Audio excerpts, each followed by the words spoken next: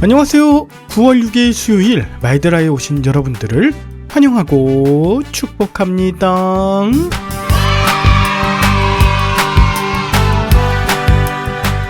어제 삼성서울병원에 쌍둥이 재활의학 검사 결과 들으러 다녀왔습니다. 일에는 다방면의 발달지수가 평균이라 2년 후에 재검사 받으면 되는데요.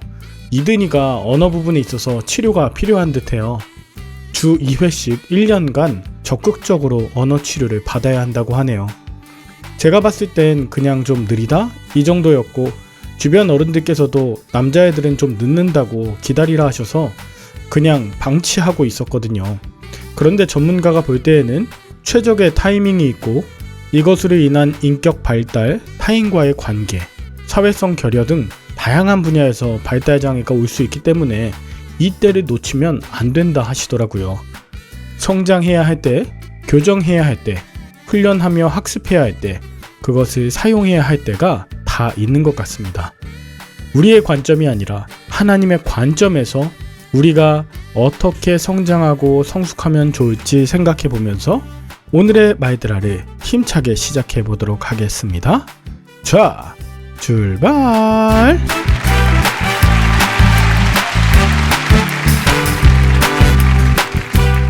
오늘은 고린도후서 5장입니다.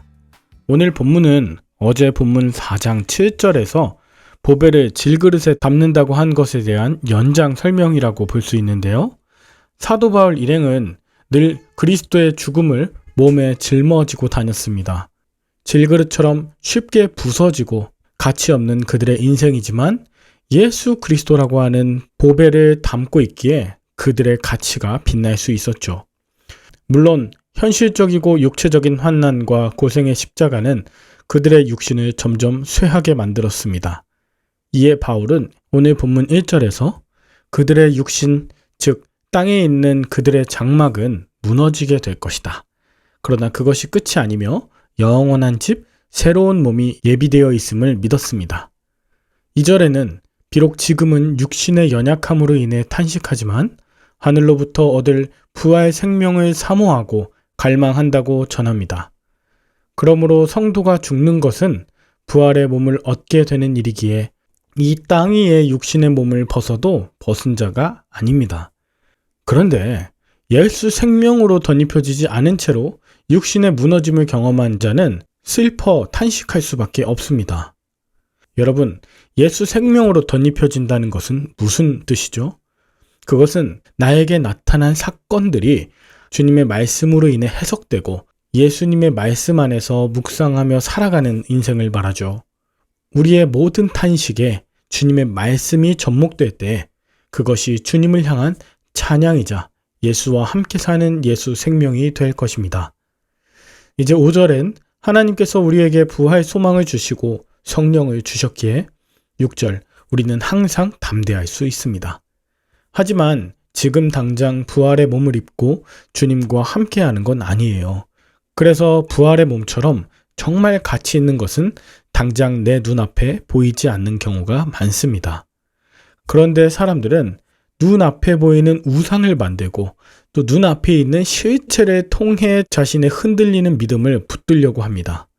그러나 눈앞에 보이지 않는 것을 보는 것과 성령님이 함께 하심을 신뢰하는 그 믿음이 우리의 삶을 훨씬 중요하게 합니다. 이 믿음이 없다면 우리는 단지 눈에 보이는 것에 의해 일희일비하게 될 뿐입니다. 여러분, 더 멀리, 더 깊게, 더 높게 보고 함께 살아갔으면 좋겠습니다. 그것은 바로 예수 그리스도의 말씀으로 또 성령의 함께 하심을 통해 가능합니다. 바울은 9절에 그런즉 우리는 몸으로 있든지 떠나든지 주를 기쁘시게 하는 자가 되기를 힘쓴다고 고백해요. 바울의 고백을 통해 나의 선택과 결정은 내 기쁨이 먼저인지 아니면 주님을 기쁘시게 하는 것이 먼저인지를 생각해 보게 됩니다. 더 나아가 주님을 기쁘시게 할 그 주님의 뜻이 무엇인지 말씀을 통해 묵상하고 간구하게 되죠. 바울은 예수 그리스도의 죽으심과 부활하심을 증거하는 복음 사명자의 삶이 하나님이 제일 기뻐하시는 그의 사명임을 깨달았습니다. 바울은 이것을 찾았기 때문에 그의 사도성을 부인하고 비난하는 자들에 대해서 일희일비하지 않았습니다. 바울은 그저 그를 사랑하시는 그리스도의 사랑이 바울에게 비난하고 정죄하는 고린도 교회를 향해서도 사랑의 서신을 쓰게 하고 또 부활의 증인으로서 살게 하는 원동력이 되었던 것이죠. 바울을 사랑하시는 그리스도의 사랑이 바울을 통하여 고린도 교회를 새롭게 변화시키길 기대하는 것이죠. 이제 바울은 16절에 이제부터 어떤 사람도 육신에 따라 알지 않겠다고 고백합니다. 육신에 따라 알지 않겠다고 하는 것은 외부적인 조건이나 인간적인 기준에 따라 사람을 평가하거나 사귀지 않겠다는 뜻입니다. 바울이 회심하기 전 그는 예수님을 육신에 따라 평가했습니다. 그러나 이제 그가 회심함으로 예수님을 육신이 아닌 믿음으로 알게 된 이 이후의 삶을 새로운 피조물이라고 말합니다.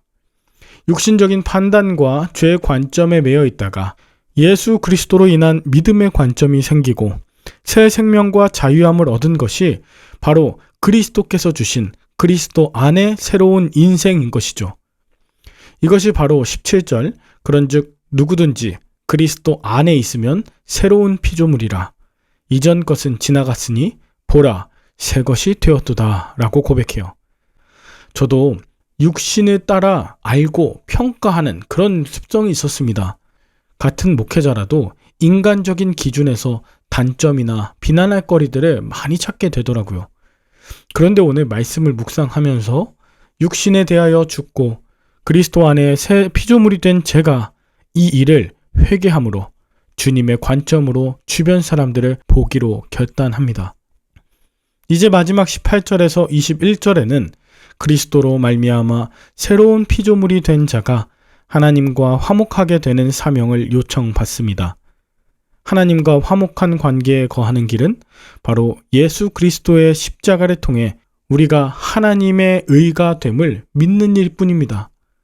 우리도 바울과 같이 그리스도로 말미암아 이 하나님의 의가 되어 복음을 전하는 새로운 피조물이자 사도로서 살아가야 할 것입니다.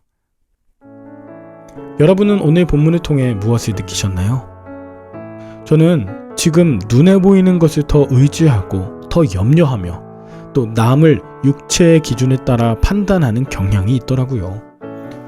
조급한 많은 제가 계획성이 강하다는 합리화를 대면서 내일과 일주일 뒤에 있을 일도 차분히 기다리지 못하거늘 영원한 시간을 어떻게 소유할 수 있을까라는 반성이 많이 들었습니다. 나의 기쁨을 먼저 찾는 내가 하나님의 기쁨을 우선하는 목회자, 또 하나님과 온전한 화해를 이루어 새로운 피조물로서 변화되는 것을 기대합니다. 더 나아가 하나님과의 관계, 이웃과의 관계, 세상과 피조물과의 관계를 화목하게 하는 사명을 가진 자로서 말씀을 전하고 또 살아내는 그런 제가 되길 원해요. 오늘도 여러분의 있는 자리마다 영원한 것을 사모하며 믿음의 관점으로 보며 화해시키시는 새로운 피조물들의 하루 되시길 축복합니다. 함께 기도할까요? 하나님 아버지, 눈에 보이는 것에 일희일비하고 이 땅의 것만을 보며 탄식하던 나의 죄를 용서하여 주옵소서. 저에게 일어난 탄식들을 말씀으로 해석하여 하나님의 기뻐하시는 뜻을 발견하며 살길 원합니다. 부활의 소망을 갖고 이 땅에서 화목하게 하는 이 사명을 잘 이루어가게 도와주시옵소서.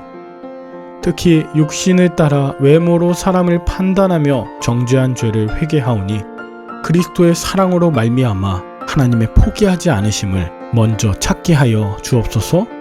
감사를 드리며 새로운 피조물로 살아가게 하시는 예수님의 이름으로 기도합니다. 아멘. 오늘도 좋은 하루 되시길 바라며 저는 내일 다시 찾아뵙도록 하겠습니다. 샬롬.